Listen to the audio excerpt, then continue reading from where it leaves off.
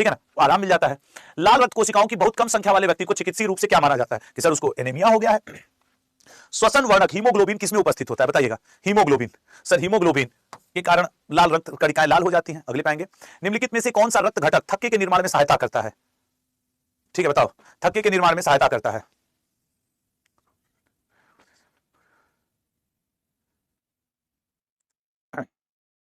अब ये तो यार होना था, मैं एक स्टूडेंट का कमेंट पढ़ रहा हूं, कह रहा है सर जो हमने सिटी ऑप्शन में मांगा था वो हमको नहीं दिया, घर से 600 किलोमीटर दूर दे दिया।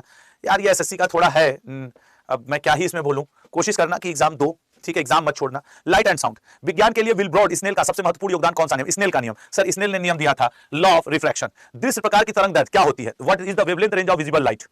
अब देखो इसमें साइंस में कितने बच्चे भाग रहे हैं, विजिबल लाइट की होती है 0.4 से 0.7 माइक्रोमीटर।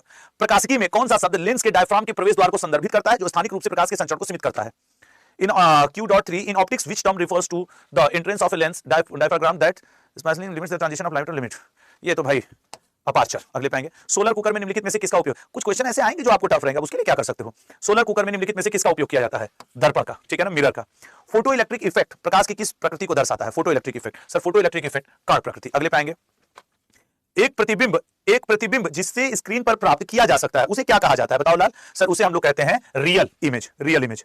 किसी भी माध्यम का परम अपवर्तनांक हमेशा कितना होता है, किसी भी माध्यम का परम अपवर्तनांक याद रखना हमेशा 1 से अधिक होता है। वह बिंदु जिस पर सभी किरणें एक साथ आती हैं, अभिसरित होती है, क्या कहलाता है। सर उसे हम लोग क्या कहलाते हैं, फोकस पॉइंट उसे कहा जाता है, फोकस पॉइंट। नेत्र को लेंस की फोकस दूरी समायोजित करने में मदद करता है, फोकस।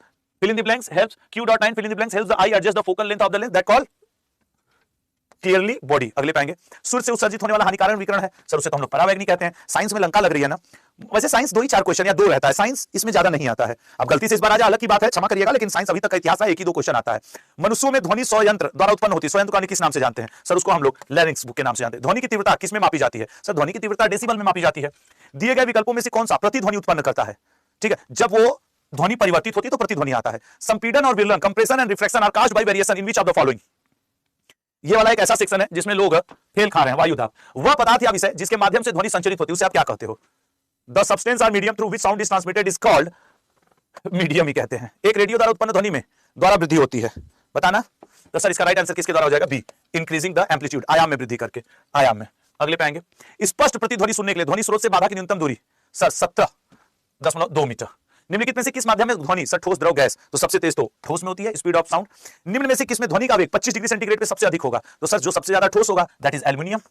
घरेलू प्रयोजन के लिए alternating current supply for domestic purpose कितनी होती है, सर घरेलू प्रयोजन के लिए 50 हर्ट्ज।